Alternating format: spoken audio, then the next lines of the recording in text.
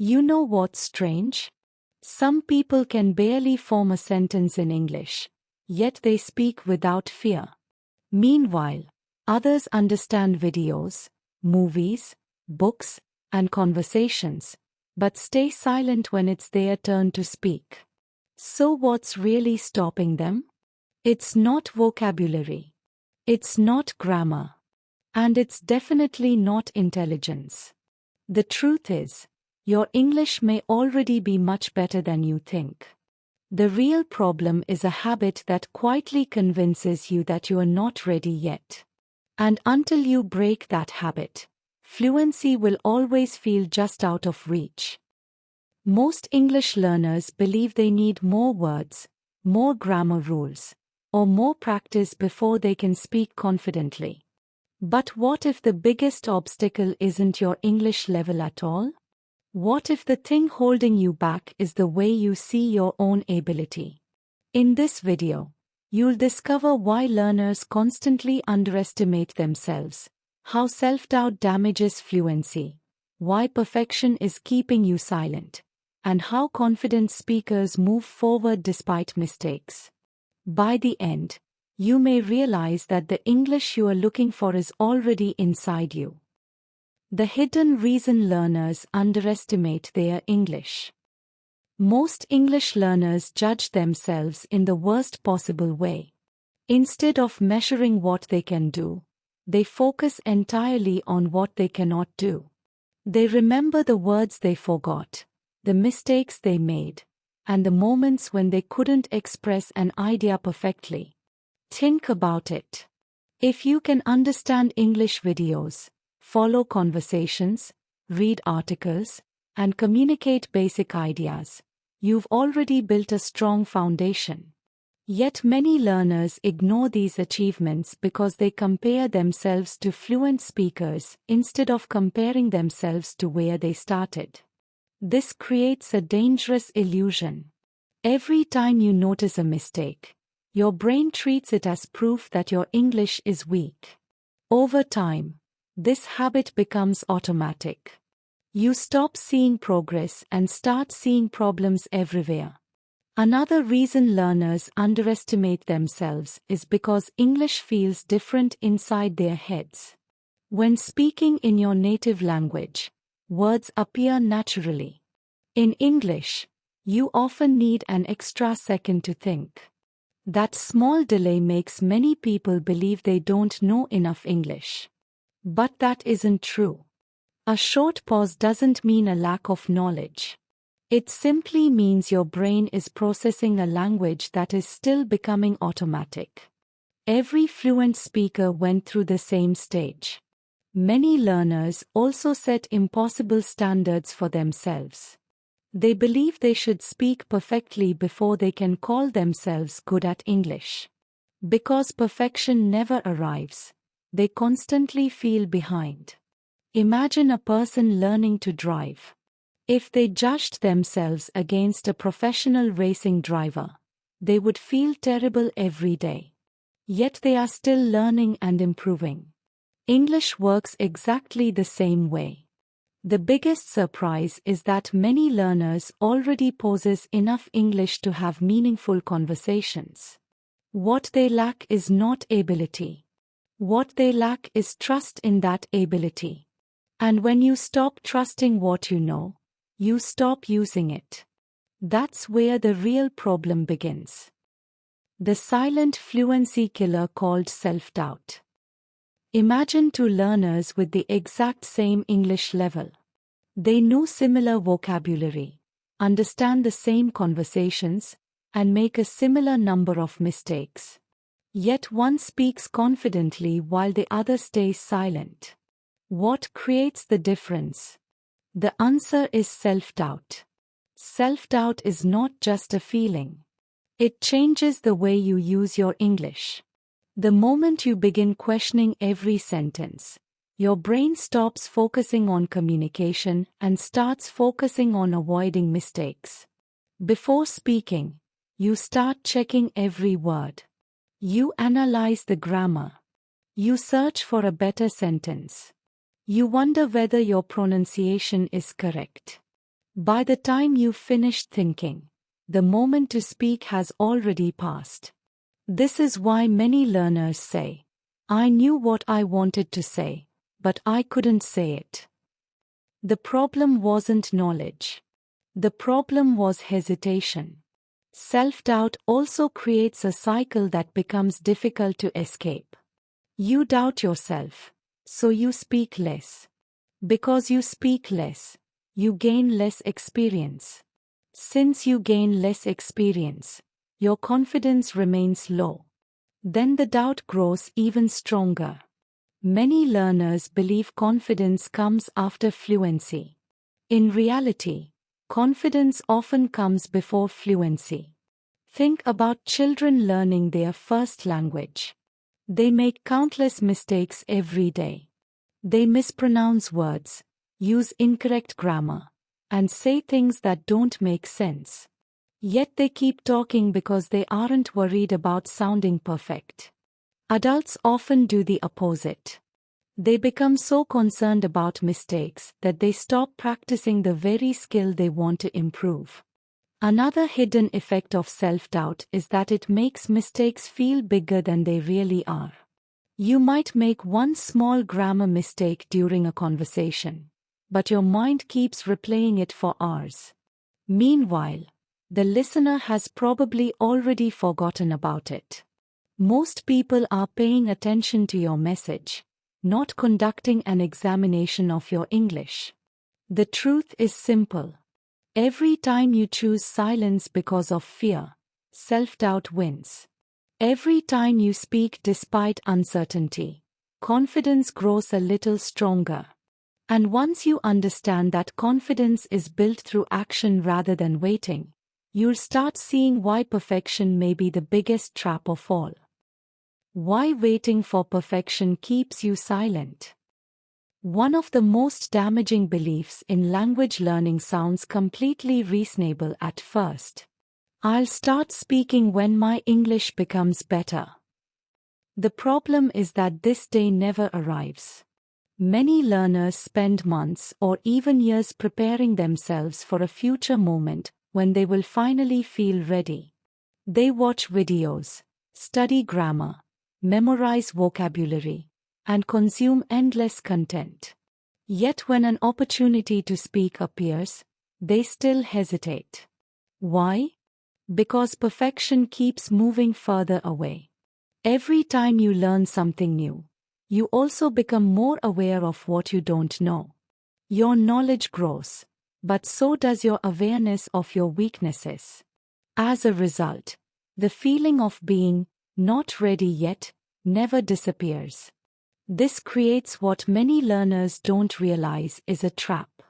Instead of using English to communicate, they begin treating English like a test they must pass before they are allowed to speak. But communication doesn't work that way. Nobody becomes fluent first and then starts speaking. People become fluent because they start speaking. Look at confident English speakers. Most of them didn't wait until they knew every grammar rule. They didn't wait until they had perfect pronunciation. They didn't wait until they could express every thought flawlessly. They spoke with the English they had at that moment. Some sentences were great. Some were awkward. Some contained mistakes. But each conversation taught them something new and pushed them forward.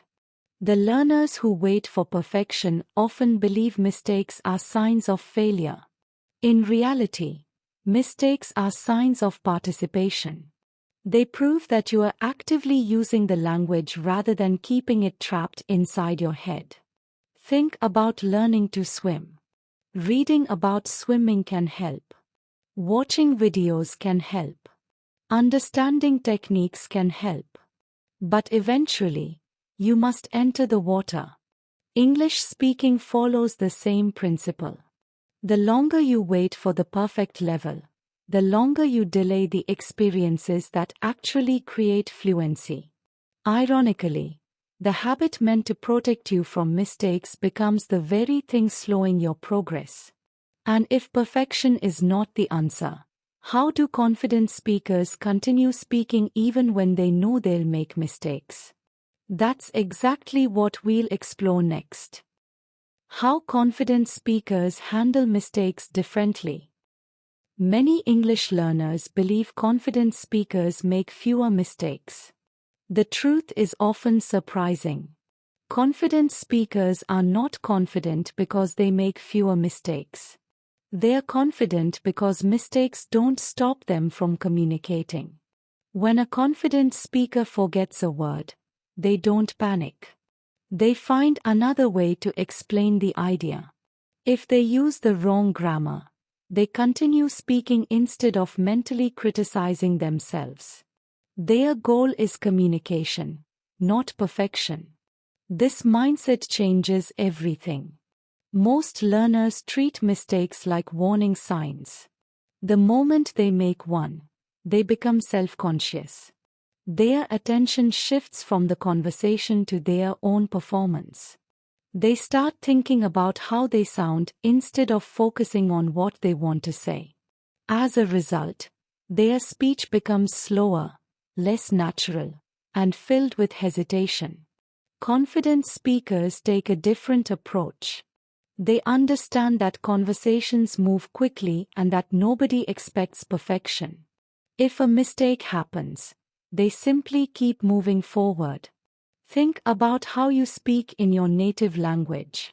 Sometimes you choose the wrong word. Sometimes you pause. Sometimes you change a sentence halfway through. Yet you don't stop the conversation because of those small errors. Confident English speakers apply the same logic to English. Another important difference is how they interpret mistakes. Learners with low confidence often see mistakes as evidence that they are not good enough. Confident speakers see mistakes as information. They notice them, learn from them, and continue. This allows them to improve without damaging their confidence. In fact, many fluent speakers have developed a powerful habit. They focus on what went right after a conversation instead of only remembering what went wrong. They recognize the ideas they expressed clearly, the words they used successfully, and the moments when communication worked. That simple shift creates a completely different learning experience. The goal of speaking English is not to deliver a flawless performance. The goal is to connect, share ideas, ask questions, and express yourself. Once you stop treating every mistake like a disaster, speaking becomes lighter, easier, and far more natural. And when that happens, you'll finally be ready to unlock the English ability you've had all along. How to unlock the English you already have. At this point, you may have noticed something important. The biggest obstacle in your English journey was never a lack of ability. It was the habit of constantly looking at yourself through the lens of doubt. For a long time, you may have believed that fluency was hiding somewhere in the future. You imagined that one day you would learn enough words, master enough grammar, and finally feel confident enough to speak freely. But fluency doesn't suddenly appear after reaching a magical level.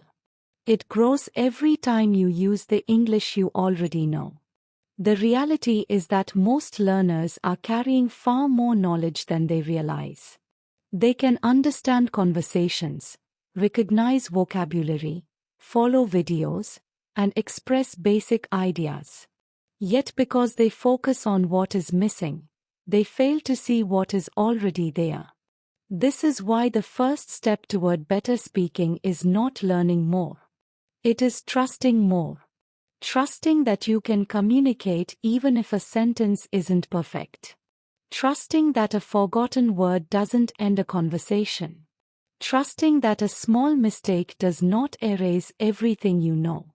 When you start thinking this way, something powerful happens. The pressure begins to disappear. Instead of trying to sound perfect, you focus on expressing your thoughts. Instead of worrying about every error, you pay attention to the conversation itself. That shift changes how you experience English. You speak more often. You hesitate less. You become more comfortable with uncertainty. And with every conversation, your confidence becomes stronger. The learners who make the fastest progress are rarely the ones who know the most. They are usually the ones who consistently use what they already know. Your English does not need permission to be used. It does not need to be flawless before it becomes valuable. The truth is that your English is probably better than you've been giving yourself credit for. And the moment you stop waiting for perfection and start trusting your current ability, you'll realize that the fluency you've been chasing was much closer than you ever imagined. Most learners spend years trying to improve their English while overlooking the progress they've already made. The challenge is often not a lack of knowledge, but a lack of confidence in that knowledge. Remember, every fluent speaker was once a learner who made mistakes, felt uncertain, and struggled to find the right words. What helped them move forward was not perfection, but the willingness to keep communicating anyway. The more you trust your current English, the more opportunities you create to strengthen it. And sometimes, the breakthrough you've been waiting for begins the moment you stop doubting yourself and start using what you already know. If this changed the way you see your English, consider hitting subscribe and staying connected for more. If you found this helpful, a like really supports the content and helps it reach more people. You can share this with someone who understands English but still struggles to speak naturally. Try writing one simple sentence in English in the comments, without translating, just your thoughts. If you want to keep improving step by step, turn on the bell icon so you do not miss what comes next. Thank you for watching and putting in the effort to improve.